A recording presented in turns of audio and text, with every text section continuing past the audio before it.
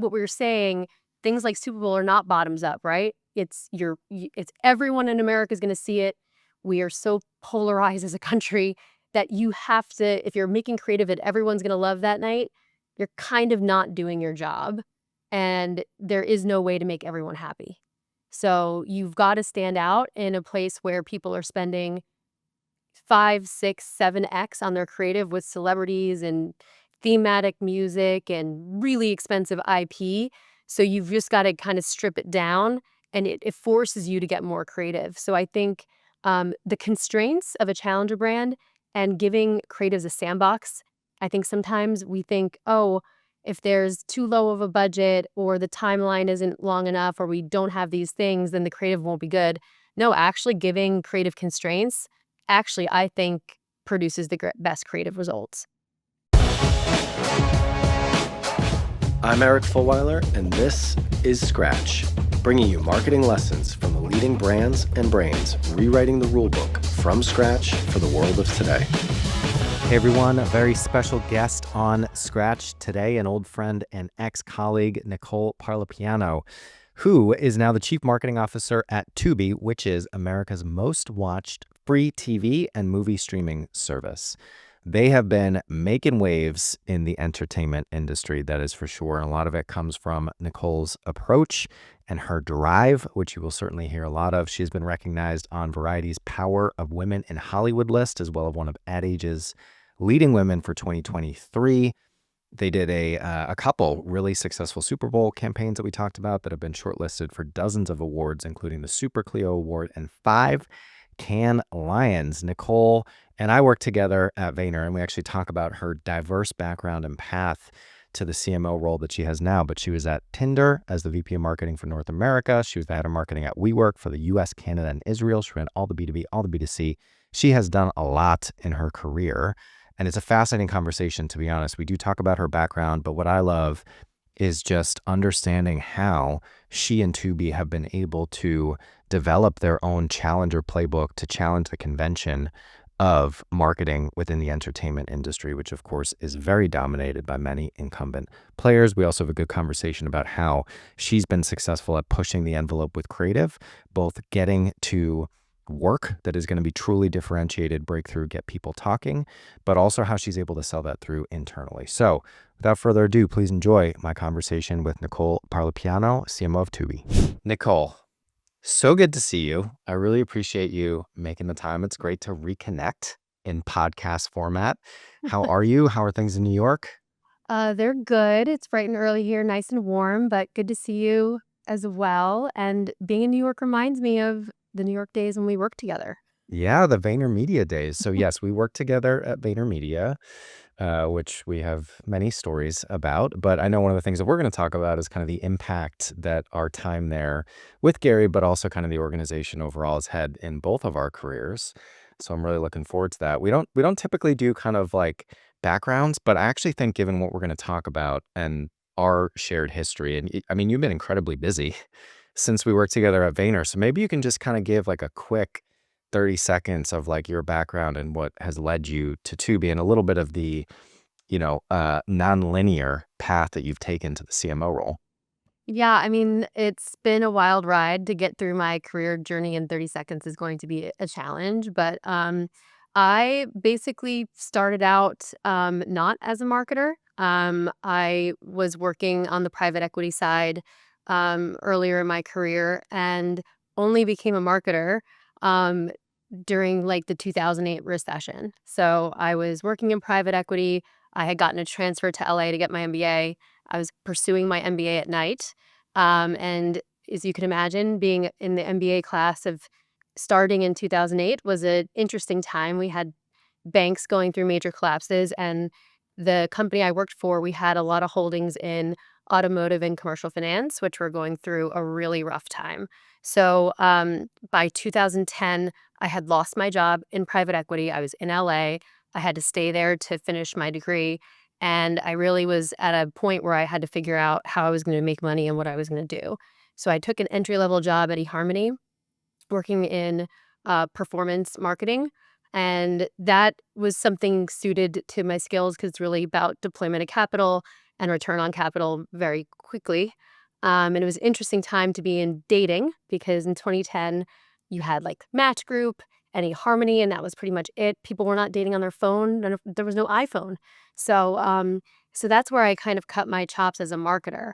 Um, and then after that, I went to the agency side and I worked on the media agency side, where we were really helping digital businesses scale and measure offline, and TV at a home. Early days of podcasts, which sounds so crazy to talk about in like 2011.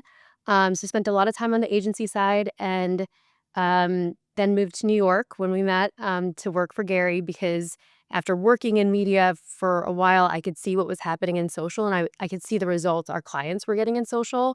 And it was really before social was pay to play. And I just have always been good about like knowing where things are going and challenging myself to be there first. So that's what brought me to New York and at Vayner because I was just wildly interested in the social space. And I was at Vayner for 3 years and got my first client side job at WeWork. And then from WeWork, I went to Tinder. And then from Tinder, I went to Tubi. So I've not stayed in a consistent, like, kind of category. And I've also hopped from agency to client. And then obviously working on the private equity side gives me a whole different lens for how I look at Yeah. businesses and has been helpful. Yeah. And I think on that, real quick, so we're recording this Friday, May 2nd. So it was last week that we released our documentary on the future of the CMO role. And actually, we interviewed a bunch of CMOs, many of whom I'm sure you know, Yeah. private equity, VC, a couple agency folks as well. And kind of the biggest takeaway, and what's important to the future of, but really that just means the most effective CMOs right now is that ability to own and operate the commercial side of the business at the board level. And I'd just be curious, I know I'm going off on a tangent. We've already thrown the brief away, but just hearing you talk about your background, private equity, doing the MBA, how important was that commercial experience to your effectiveness and success eventually pursuing the CMO path? Extremely important. And I think the biggest difference I noticed was immediately on the agency side because I think I partnered with my clients in a different way Yeah. than probably your creative AOR or your social AOR would. Just wanted to get deep on like what's the real business problem? What are we trying to solve for versus just taking a brief at face value and trying to understand what they really want us to achieve. Because sometimes briefs aren't really honest about what the business problem is. And they're just kind of almost like leading you to the solution.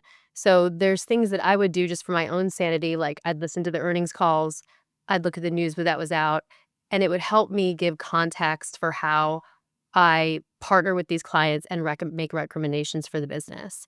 Because you could get a brief, and I remember we would get things like sometimes end of quarter, and it's like a lot of money, and it doesn't feel strategic, and you're just like, why are we doing this? I don't think it's going to work.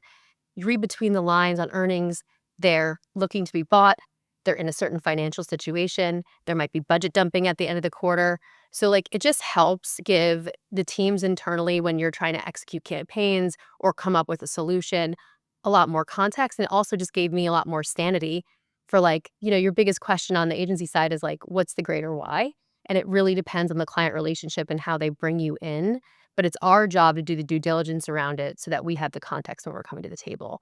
Yeah. So just knowing, I mean, I'm just a curious person about business models because if that's all you do at business school is study business models and think about like, okay, how do they make money? What are new businesses they could get into? And on the private equity side, you're obviously looking at companies that are going through something that are perhaps distressed, and you're tearing down their P&Ls and trying to figure out like, can we create more value if we take this into a private sector and then clean it up and bring it back out and make it stronger. So I think that those two things really help me kind of like when I look at a marketing budget, you're just constantly scanning for like what can we test, where's their waste, what doesn't make sense for where the future of the business is going in terms of capabilities, staff, tech stack, MarTech stack, all of those things. So I think that I always kind of look at it, I zoom out very far before I think about what's our marketing plan gonna be? It really has to be tied to the business conditions of now, those issues, and then where's the business going? Where do we think it's going based on industry trends?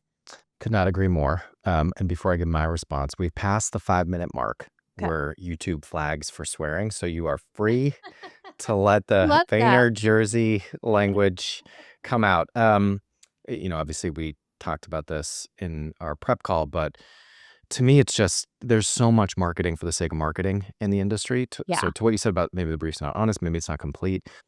Also, I just see so many agencies, but oftentimes clients for that matter, focusing on the outputs of marketing as opposed to the business outcomes that they're designed to deliver.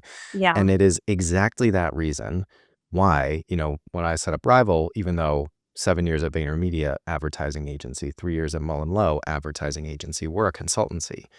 We do some of the executional work, but our approach is always strategically led and focused on the business outcomes and then the marketing outputs. And not to blow our own horn, but I will for a second, because this was less me and more the team, but I literally just got off a call, new brief that came in, meeting the client for the first time. And the thing that he said at the end is I've talked to, I think he said like 6 or 7 agencies. And there was only one other besides us that was kind of able to have the conversation at the commercial level with him about the business outcome that he was looking for in hiring an advertising agency or marketing consultancy, Yeah. and not just get into a tactical conversation about like creative campaigns. So I'm proud of the team that is kind of the brand that Rival is now, because that's really who we wanted to be. And I think leads to the effectiveness of many agencies out there, but also to the effectiveness of many CMOs for sure. Definitely. I mean, I think it's you're looking for partners that, like, A, deeply understand your business and aren't just looking. I think the agency model is broken, especially when you talk about the whole co-level, because I worked at a holding company before agency. It was at that time, in its final year of its earn out with J. Walter Thompson, and it felt like I was a glorified salesperson. We were Yeah. doing things that didn't make sense for the business. We were doing things that, maybe the client didn't need or wasn't gonna solve their problem, but you were KPI'd on selling and revenue, and so you're not able to be as strategic. And the thing that really drew me to Vayner is Gary said to me, because I didn't want another agency job, and he said, "That will never be your job. Like, you're not gonna have a number on your head. I want us to push clients to do better things. I wanna push them into mediums that are uncomfortable for them," and at that time, it was social, and that gave me a whole lot of calm. And I'll tell you a funny story. One of the clients I had at Vayner, you know, their business problem was X, and they were pushing me to do Y, and I just said, like, we can do that, but, like, just know, like, you're better off just taking that money and burning it in the fucking palm of your hand. Like, if this is what you wanna do because you wanna work with the celebrity and you wanna have this big flashy event, Yeah. that's fine, but it doesn't meet the brief, and we'll do it. But, like, we're gonna have this conversation, and I'm gonna tell you, I don't think this is good. Like, we're gonna make money if we do it. I'm gonna make money, but, like, I don't think you should deploy your capital that way. And she just, like, looked at me, and I think we still went forward, but she appreciated, and then we Yeah. level set on what we could deliver. Because I think if you're on the client side and agency side, and you're always saying yes, you're setting yourself and the agency up for not reoccurring business, right? Like, at a certain point, that's gonna catch up to you. Yeah. Yeah. You want to be a true growth partner to Yeah, the business, make the recommendation based on what's best for them. And it might not always play out that way, but that's certainly how you want to be and it seen. happens internally too. As a CMO, you'll get a Yeah. wild idea from someone else in the C-suite that they wanna do, and you're like, "That's not gonna solve any of these business objectives." But if everyone in this room, if we all are holding hands and saying, "We're gonna throw money at this," and it doesn't roll into the business, in agreement, fine, we can disagree and I can commit, but I'm always just very transparent about, like, where those guardrails are. All right. So I'm going to go back to the first question in the brief now, 11 minutes into our chat. Um, it is the icebreaker that I'm supposed to ask every guest, and I'm genuinely interested in your response to this. Can you tell us about a challenger brand that you are particularly passionate about right now and why? Hmm, that's interesting. Um, I have really been, and this is maybe biased because I know this human that went over there to take this job, but I think the turnaround on Chili's, like, Yeah. QSR has been really Yeah. rough, and beaten up. And the Chili's work and what they've done, and you can see the business performance and how well Chili's is doing in this economic environment by providing value, and the way they've creatively executed it, the way they've done it in social, the way they've placed themselves back into culture. You can see so much inbound coming in from people that love Chili's, that go to Chili's, from even really high profile influencers. So I've just been like rooting for them and so proud because I think it's a crowded space and it's a legacy brand. It's been around Yeah. for a long time, but not losing, where it comes from, but kind of bringing it into a new era and giving it to their kind of fans has been really fun to watch. Hey everyone, just another quick interruption. If you're listening to this podcast and you're not already part of our AMP community on WhatsApp, would love for you to get involved. So AMP is a community that we started at the beginning of the business, really, just to kind of bring together some of the interesting people that we were talking to, the marketers that we were coming across, many of whom have been on this show as well. And so now AMP is about 300 senior marketers from around the world, from various categories, different stages, challengers, incumbents. And it's really a place where people can share questions, can share resources, can make new connections, can use folks as sounding boards. And for those that are in it, it is a very vibrant community. It's really taken on a life of its own, which is amazing. So if you're listening to this and you want to get involved, please go to our website, weareRival.com. There you can find the application form or reach out to me or someone at Rival directly. Thanks so much. Okay, Nicole, let's come back to Tubi. So you've been making lots of waves in the marketing industry, also in the entertainment industry. And as you were talking about on our prep call, there is a very rigid, established convention within the category of entertainment in terms of how brands are built, media properties are built, but also marketing is done. And you, in a very short period of time, seem to be pretty successfully, if you look at the business results of what Tubi has done, and maybe you can, I'll do it in the intro so people will have already heard it, but maybe you can give a couple kind of talking points just to show the scale and the success and the traction that you all are getting. But how have you gone about challenging the convention of the entertainment industry at Tubi? So Tubi's DNA was always that it was a tech company, not necessarily an entertainment business. And the origins of Tubi were that it was an ad server um, back in the day when streaming was kind of just taking off. Netflix was really the only one. And it started as an ad server for all the studios to put their content on and be able to start to monetize it. Um, and so it's evolved into then it being its own brand because these studios didn't want to own and operate, and there wasn't enough scale in their library to actually make it meaningful. So we have the largest content library in the world. It's huge, 250,000 movies and TV episodes, and so we have a lot of variety. And I think we really just honor that everyone likes to watch different things. And the whole industry, especially in streaming, has been based on original content and putting out a ton of original shows, marketing your original shows to the point where Puck Media did a kind of a deep dive. No one has any idea what platform any of these shows are on. So we've lost the brands in entertainment. Whereas 20 years ago, HBO's brand was a very Yeah. specific type of content. Comedy Central's, brand and their content was very specific. Same thing with MTV. You could see those shows and you know it's for the brand and you know what those brands stood for and you know what to go to them for. Within streaming, we don't build brands anymore. So I think the most important thing I did when I came in is I saw we had this amazing product. We had a very passionate viewer base, but we were struggling because we were playing by the rules that streaming had created, that Netflix had made. They're the pioneers, and everyone else was chasing Netflix and putting out original shows at a velocity, and it was just getting lost. So first it was, what does this brand mean? What does it stand for? And we really focused on the brand over our content because everybody likes to watch different things on Tubi. There's not really one singular show that embodies, the Tubi ethos. Um, and then the second piece is I think conventional wisdom in Hollywood is we know what's cool, we know what's culture, we push the culture down, and we want you to watch this specific show. And that's where your business model gets tricky because not everybody's going to want to watch that show. And if that's all you're pushing, you're missing out on a bigger slice of the market. Um, so we marketed brand first.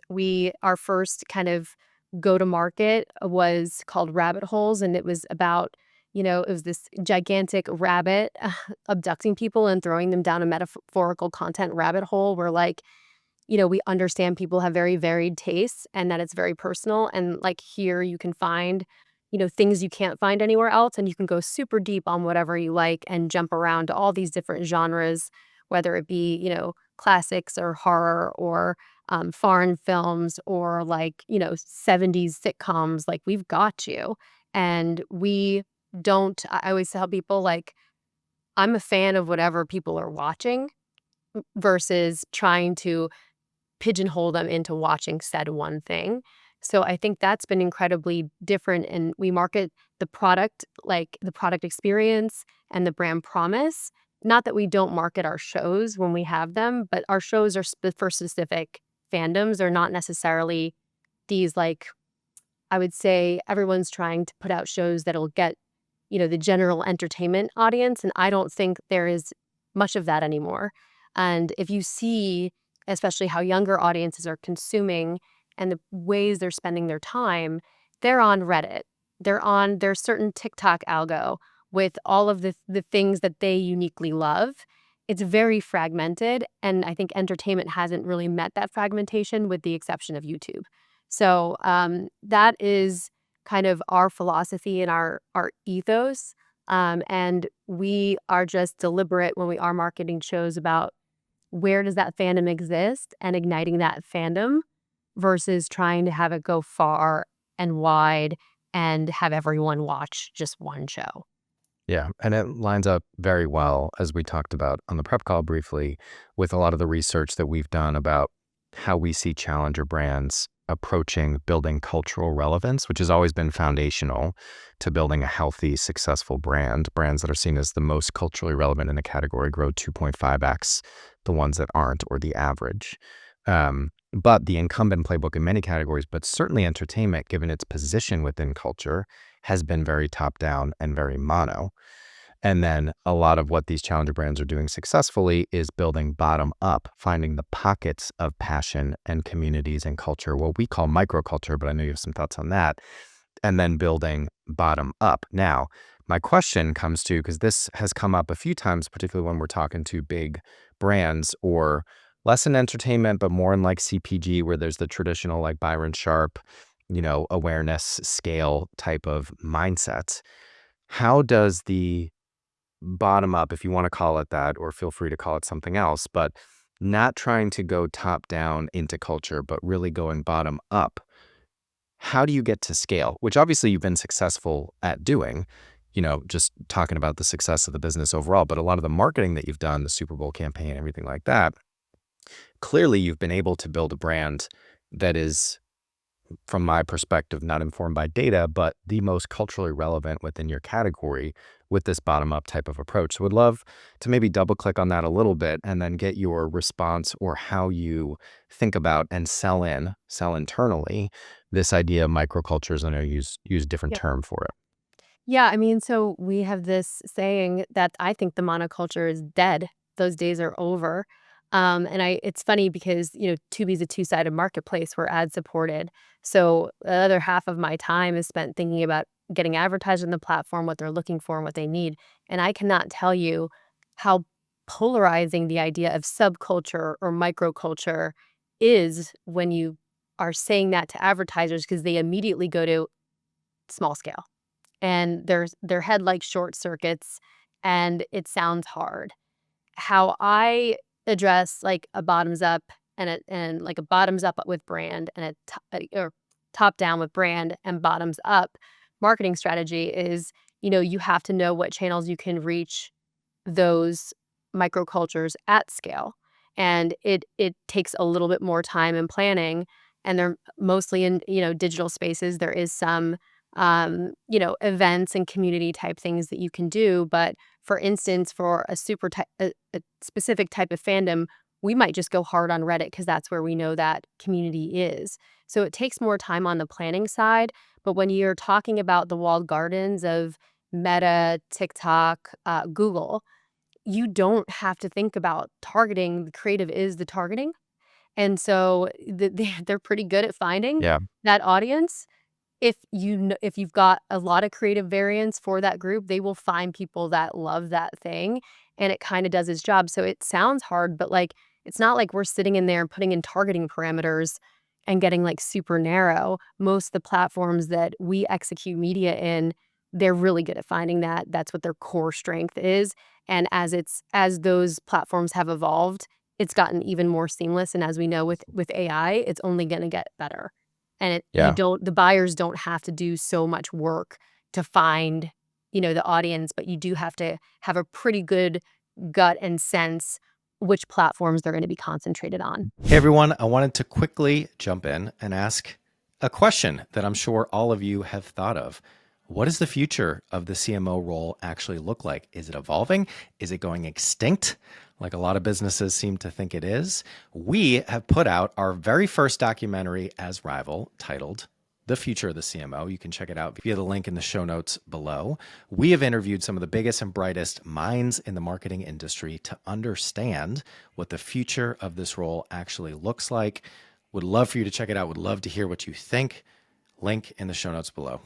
Yeah.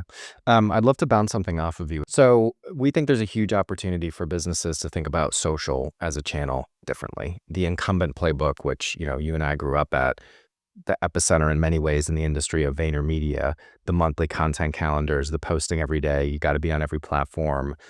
Brands, people want to engage with brands. I remember way back in the day, Gary was talking about, people bringing brands into their life like they would a friend.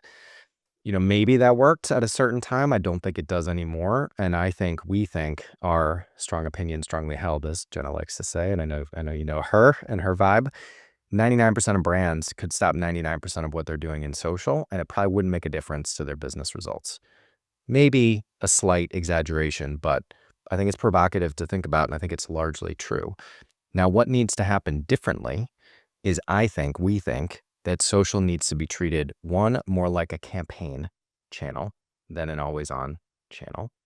And I'd say all of this with the exception of if you're really going to go in it to win it, if you're going to be the Wendy's or whatever, sure. But most brands are not going to do that. Campaign channel.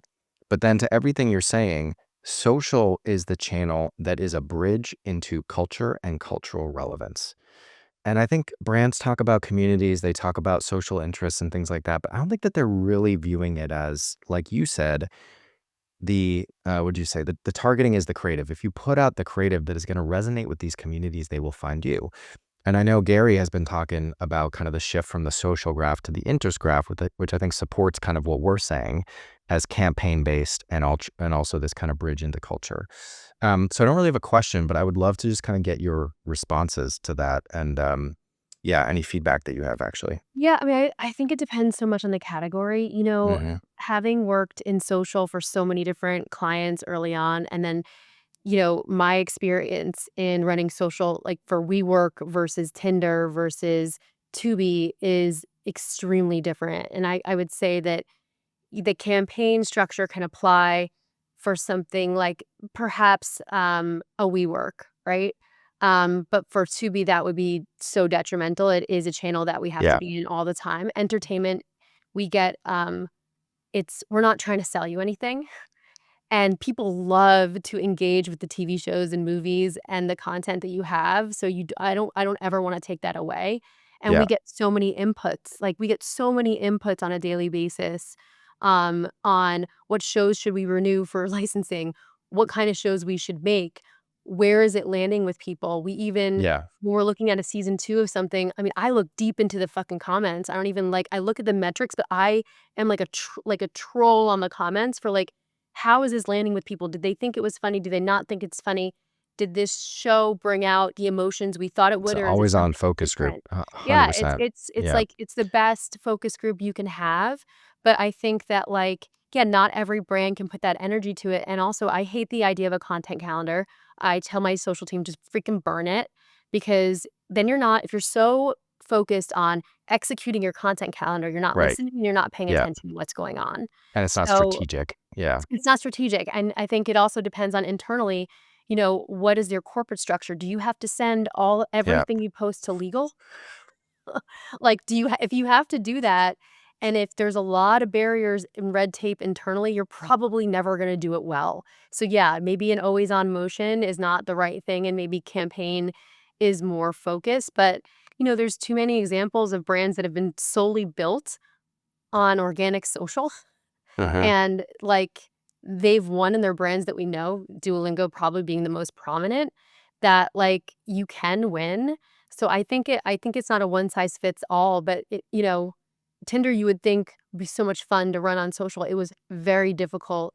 There's a lot of feelings about the brand. There's a lot of people who are unhappy with dating, unhappy with their experience on Tinder. There's some people that do enjoy it, but those in the time that I was there, the company had been around so long and they didn't make social a priority that we had ignored people's voices. And so then when you're trying to insert yourself in a conversation, they're like, "Get out of here." Like, and the comments would just be constantly like, "Why did you ban me? Give me this back. My subscription's not working." And it was just my social team could put out the greatest, funniest thing, and still most of the sentiment would be negative just because of how they're feeling about the brand and maybe Yeah. how we weren't set up on the customer support side. So people were coming to the social channels because they didn't have an outlet if they were having an issue with the product. Yeah. Yeah, and I do think I think the biggest thing for me, again, having grown up in the industry on the back of social, I just feel like a lot of it is a solution looking for a problem. Still, the default position is I need to be on every channel. I need to always be putting out content. But it needs to be to everything that we talked about first. What are the business objectives?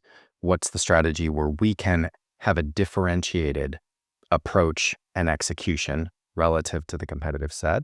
And so it might be, to your point, and again, depending on categories, certainly entertainment, where your quote advertising is really content that people want to see anyway. It could be different. But I do think that most businesses, I guess really it's just kind of taking a more strategic approach to what the channel can do. But I think that cultural bridge, and also that is the third thing for us, the campaign base, the cultural bridge, but also the community insights. There's so much value and opportunity there. And part of it is building the community around the brand, but I think it's really looking at it for the insights to then, and this is part of the role of marketing that I think a lot of organizations miss out on. Marketing should be a two-way street between the value of the product and the needs that exist in the market. It's not just about bringing the product to market. It's not just positioning and promotion. It's also understanding the customer and making the business overall more customer-centric and more customer understanding. Hey everyone, just want to take a quick minute because we've actually heard from many of you that you want to get a better understanding of what it is that we actually do here at Rival. You know us for the content. Obviously, you're listening to Scratch right now, but everything else that we put out, the events, the community, but actually our core business, just so you know, we are a marketing consultancy for challenger brands. We partner with brands big and small to gain category share with a challenger approach. We develop and execute strategies and campaigns across four main areas of the marketing function: brand strategy, creative and production, paid media planning and buying, and customer data and MarTech. And then, of course, as you know, the mission that's wrapped around Rival is to understand and share our learnings about what drives the growth of successful challenger brands. That's it. Sorry for the interruption. I'll let you get back to the show. Yeah. I mean, completely agree with all those things. And I think like a lot of the brand, I mean, this is something that we were dealing with at Vayner. A lot of these brand books that you get that are who is the brand, they don't take the time to think about who is the brand in social. I think the biggest problem we're seeing in the market is everyone's trying to be the same thing in social. And it might not necessarily, like, there was a analysis that someone did on everyone's social tone. And it's like, we all sound like a Gen Z girl. And like, is that really on brand? Is that who our brand is? Or are we just doing what is trendy and over indexing on that? So I think, and it's a lot of copycat behavior, right? So you have to kind of think about what's your unique voice and like what are the things that the brand does have a right to get in on and what do they not? Like, what are the conversations you're inserting yourself in and what are you not? Um, but like, I still see too many brands being like, what are we doing for Pride? Or what are we doing for Women's History Month? Like, that is another thing that drives me wild is like social campaigns around these holidays that people made up that consumers don't really care about. Like, why are we still doing this, people? Like, it doesn't matter. Like, it's just the playbook has to evolve. And if you don't have the infrastructure or the team internally or agency partners, like, it might not be the best channel to double down on if you're just doing, wasted copycat stuff. Yep, yep, and whatever it is, haven't done 100 of these interviews with CMOs of different challenger brands and incumbent brands, and all the research that we've done on challenger brands and category disruption and all that. Differentiation is really the foundation for everything. So and I think this becomes increasingly important and true in the AI-led world that we're stepping into. If you don't have a different point of view, a different insight on the customer, a different execution, you're certainly leaving growth on the table, let's say. Um, Speaking of differentiated, it's a segue. You've done some pretty breakthrough work in your time at Tubi. I'm still thinking about, and I know it was, I think, the most talked about ad in the Super Bowl with the cowboy, the flesh hat. I'd love to talk in kind of this last chapter of our conversation about the role of creativity and specifically pushing the envelope. I guess is maybe a little cliche because it's not, I think that's actually the wrong way to think about it. It's not like there's a line and you go past it. It's actually differentiation. So, whether it's using the Super Bowl ad as kind of a mini case study or however you want to enter the conversation, how do you think about the role and importance of creativity, and how do you make sure that you're getting to a point where the work is differentiated enough so that it stands out? Yeah, I mean, so everything, like, again, our briefs start with the business problem and the tension in the business, and I am brutally honest in those briefs about what we're up against. And I think it's not that all marketers don't wanna do highly differentiated work. It's a lot of things can happen internally, and a lot of people can get scared, and it depends on, again, the organization you're in and how many different executives are giving their input on marketing. Even though you're a CMO, it's like things that are as visible as, a Super Bowl campaign do have to get sold in to your CEO and maybe even above that, right, to board members or whatever. And so when I'm going in and proposing what I wanna do, I spend a lot of time talking about the strategic brief and the business problem and walk them through the the consumer and who the consumer is. Because a lot of times you wanna avoid the conversations where people are giving their personal bias about the creative in the room. And so you have to be really clear about who is the customer, what is their problem set, what is the competitive context, what is the tension, what are we trying to communicate so that we can break through, what do we need to communicate for the business to grow the business. And then when you get into, like, the creative execution, it makes sense, right? And they're they might not always agree with the creative execution, but they understand the context and they understand that it meets the objective. So I just try to go in. I think where people fall down is they just go in with the creative. Do you like this? And then that's gonna just fall apart because people don't know where to operate from, and then they're giving their personal, experiences, bias, and creative taste in the room. These are usually non-marketers, so you're just setting yourself up for failure, and that idea then can get either rejected or so watered down that it's not going to break through. And this is something that I had to be a lot more comfortable with in my career. Coming, when I was at WeWork, I started with a growth marketing role. I did not have a brand role. And, it's hard to make these creative bets because you're operating from a place of test a lot of things. I know what I'm gonna get, what's the return, and keep going. And when you're doing big brand swings and you're taking real risk, there's not a blueprint to model off of.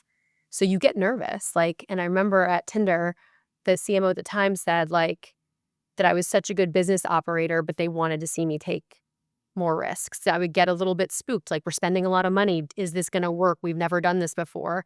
And then I would be like, maybe we should just play it safe and just, like, run it in paid social and see what's bubbling up and then move forward.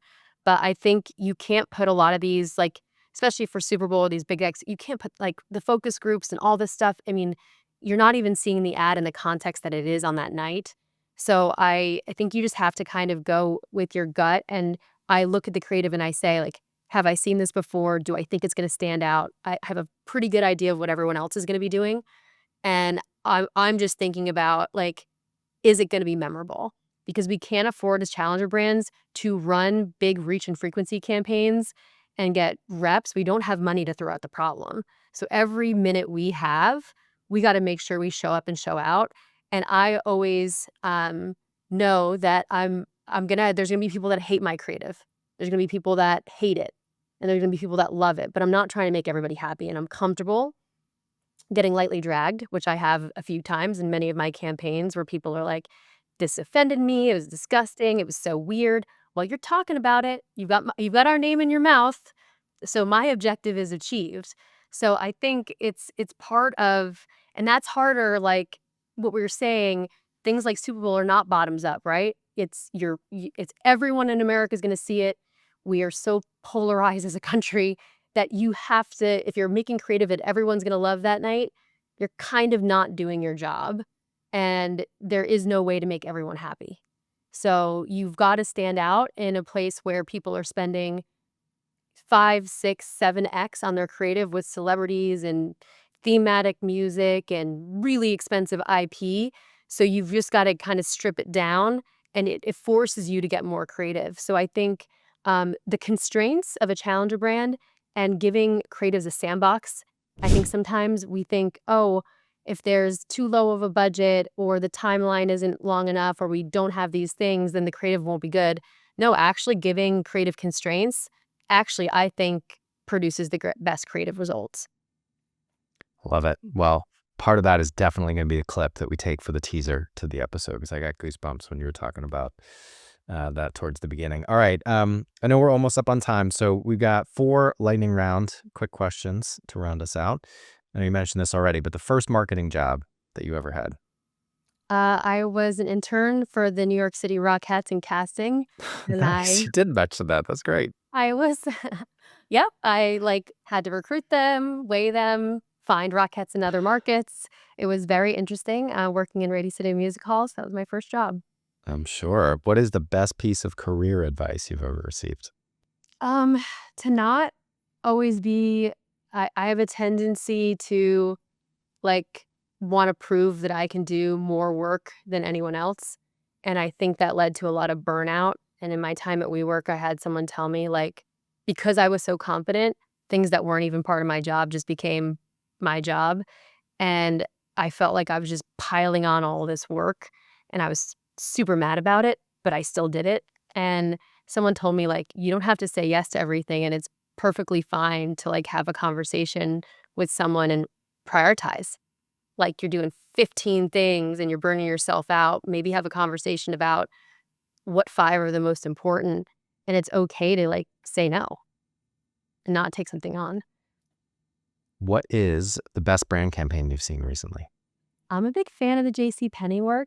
They have a new CMO, and I saw the ad campaign a few weeks ago, and I thought it was so smart, so savvy, so for the moment and how people are thinking about fashion and their wallets, and funny.